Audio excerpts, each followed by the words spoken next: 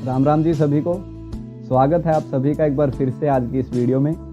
तो दोस्तों अभी रिसेंटली एक वीडियो पर एक साथी का कमेंट आया था कि सर छोटे कटड़े में चिचड़ी का टीका कब लगाना चाहिए।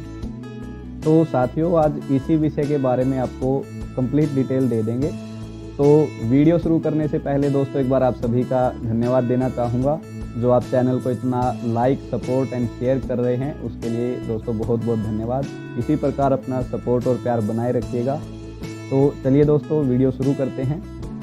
तो वीडियो को दोस्तों आगे बढ़ाने से पहले जैसे साथी ने हमसे पूछा था उस सवाल का जवाब भी मैं आपको दूंगा, लेकिन उससे पहले मैं थोड़ा सा इंजेक्शन के बारे में आपको बता देता हूं, क्योंकि कई सारे साथियों को हो सकता है इस इंजेक्शन के बारे में ना पता हो कौन सा ये इंजेक्शन होता है और कैसे इसका इस्तेमाल किया जाता है।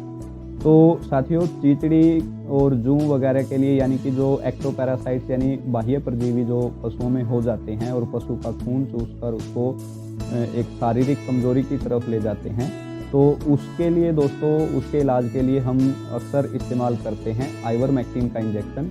इसमें कई कंपनियों के अलग अलग नाम से इंजेक्शन आते हैं, लेकिन जो साल्ट नेम है वो मैं आपको बता रहा हूँ, आइवरमेक्टिन इसका साल्ट होता है।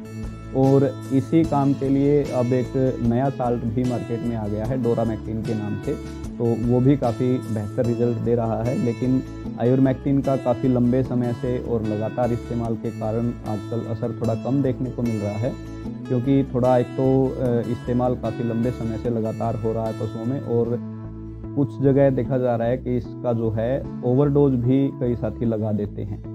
तो आज इसी विषय में दोस्तों आपको पूरी नॉलेज देने वाले हैं। इस वीडियो के लास्ट तक आपको पूरा डिटेल में समझा देंगे कि इंजेक्शन की कितनी डोज आपने किस हिसाब से लगानी है, किस पशु में लगानी है, किस पशु में नहीं लगानी है। तो दोस्तों वीडियो को एंड तक पूरा देखिएगा ताकि जानकारी आपको जो है अच्छे से समझ आ जाए। तो जैसा हम बात कर रहे थे आइवरमेक्टिन के बारे में, तो दोस्तों आइवरमेक्टिन जो इंजेक्शन है वो बाह्य परजीवियों को ख़त्म करने के लिए इस्तेमाल किया जाता है। साथ ही अंतः परजीवी यानी जो पेट के कीड़े होते हैं उनमें भी इसका इस्तेमाल किया जा सकता है दोस्तों। और इस साल्ट की दवा जो है दोस्तों दो प्रकार से आती है, खिलाने पिलाने की भी आती है गोली, और सस्पेंशन के तौर पर भी आती है, और इंजेक्शन के रूप में भी ये साल्ट उपलब्ध है। तो दोस्तों आइवरमेक्टिन इंजेक्शन का इस्तेमाल जो है हम अपने छोटे पशु से लेकर बड़े पशु में गाय भैंस भेड़ बकरी यहाँ तक कि कुत्ता है, ऊँट है, घोड़ा है, सभी प्रकार के जानवरों में हम इस इंजेक्शन का इस्तेमाल कर सकते हैं। और दूसरा एक जो कई साथियों को ये डाउट भी रहता है कि आइवरमेक्टिन जो इंजेक्शन है वो प्रेग्नेंट एनिमल में यानी कि गाभिन पशु में लगाना चाहिए या नहीं लगाना चाहिए। तो उसके लिए साथियों वैसे तो कोई ज़्यादा नुकसान इस इंजेक्शन का नहीं देखने को मिलता है, लेकिन इसको 100% भी प्रेग्नेंट एनिमल के लिए सेफ नहीं कह सकते। तो दोस्तों आइवरमेक्टिन की अगर बात करें तो आइवरमेक्टिन जो है वो हमारा दो कंपोजिशन में आता है दोस्तों। एक इंजेक्शन आता है हमारा 10% में, और एक इंजेक्शन आइवरमेक्टिन का आता है 31.5% में, यानी कि उससे 3 गुना अधिक ताकत के साथ, जो जिसको कि लॉन्ग एक्टिंग बोला जाता है, यानी कि उसको लगाने के बाद वो थोड़ा लंबे समय तक शरीर में असर रहता है उसका। और लगाने का तरीका जो है दोस्तों इसका आइवरमेक्टिन का जो इंजेक्शन है वो सबकट रूट से लगता है, यानी कि खाल और मांस के बीच में ये इंजेक्शन लगता है। मांस में ये इंजेक्शन नहीं लगा सकते। लेकिन इसके विपरीत अगर डोरामेक्टिन की बात करें दोस्तों, तो डोरामेक्टिन जो है वो हम दोनों रूट से लगा सकते हैं, सबकट रूट से भी लगा सकते हैं और मस्कुलर यानी कि मांस में भी उसको लगा सकते हैं। और दोस्तों बात करें अगर इसकी डोज की, तो डोज रेट इसका जो रहता है आइवरमेक्टिन का डोज रेट लगभग 50 किलो बॉडी वेट पर 1 ml इसकी डोज रहती है। यानी कि अगर आपका पशु आपकी भैंस जो है अगर लगभग उसका मान लीजिए 300 किलो बॉडी वेट है, शरीर का भार उसका 300 किलो है, तो उस बॉडी वेट पर आपकी भैंस को सिर्फ मात्र 6 ml जो है ये इंजेक्शन काफ़ी रहता है।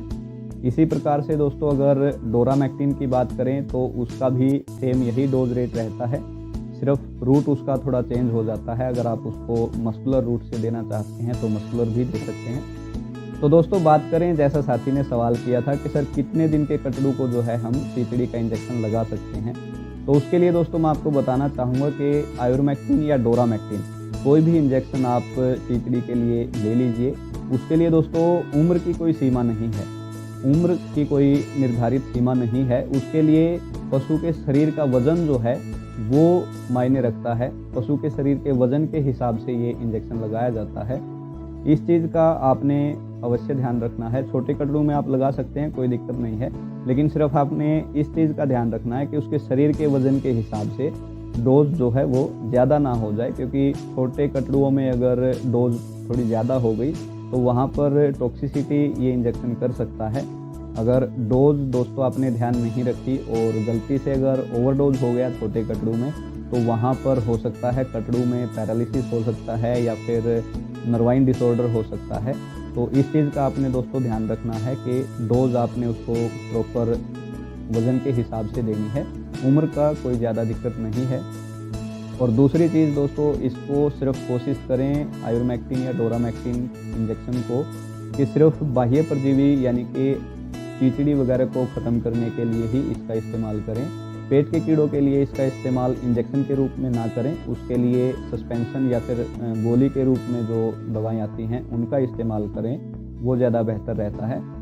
अगर शरीर पर पशु के चीचड़ी वगैरह नहीं है, शरीर पशु का साफ है, तो वहाँ पर ये इंजेक्शन लगाना सही नहीं रहेगा दोस्तों, क्योंकि अगर बिना ज़रूरत के आप इस इंजेक्शन का इस्तेमाल करेंगे तो वहाँ पर ये जो है पशु के शरीर में प्रतिरोधकता पैदा करेगा और फिर जब ज़रूरत पड़ने पर इस इंजेक्शन का इस्तेमाल हम करेंगे तो वहाँ पर हो सकता है ये इंजेक्शन असर ना दिखाए पशु के शरीर में। तो ये 2-3 चीज़ों का दोस्तों आपने ध्यान रखना है। तो उम्मीद करता हूँ दोस्तों जानकारी आपके लिए काफ़ी लाभदायक रही होगी और जानकारी से आपको फ़ायदा हुआ होगा। तो दोस्तों इसके अलावा अगर आपको किसी और प्रकार की जानकारी चाहिए तो नीचे कमेंट बॉक्स में लिख दीजिएगा, उसका भी जवाब आपको तुरंत दिया जाएगा।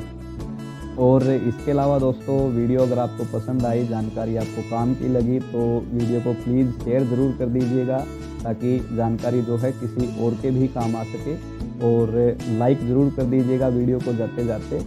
और दोस्तों जो साथी चैनल पर आज पहली बार आए हैं उनसे रिक्वेस्ट करना चाहूँगा कि प्लीज़ चैनल को सब्सक्राइब ज़रूर कर लीजिए। और सब्सक्राइब करने के बाद बगल में जो बेल आइकन है उसको दबाकर ऑल पर क्लिक कर लीजिए ताकि इसी प्रकार की पशुपालन संबंधी जानकारी पूर्ण वीडियो जब हम डालें तो उसका नोटिफिकेशन आपको मिल जाए और इसी प्रकार की जानकारी पूर्ण वीडियोज़ का आनंद आप ले सकें। तो आज की वीडियो में दोस्तों इतना ही। अब हमें दीजिए इजाज़त, मिलते हैं अगली वीडियो में, तब तक के लिए राम राम जी।